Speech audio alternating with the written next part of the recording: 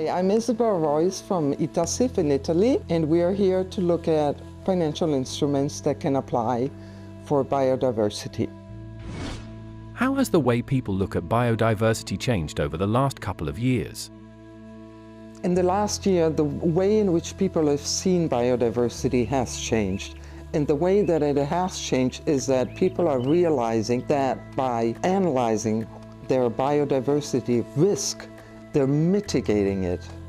They're looking at it. They know what it is. Up to now, it was seen as a good to have, right? But not a must-have. Now they're realizing it's a must-have because it mitigates the risk. The biodiversity risk can be a financial risk. It can also be a physical risk to something, but it is a risk assessment that needs to be done to ascertain it. And up to now, people had never really put a value to it, but it is a risk if you don't conserve it, if you don't take care of it. How could the EU Competitiveness Compass impact existing regulatory frameworks for biodiversity protection? Naturally, the Competitive Compass impacts both the agriculture, the waters, and the finance.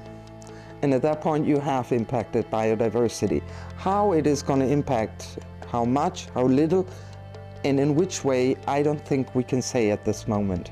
So I think we have to wait a little bit to see how that will completely impact biodiversity, but also the investment in biodiversity.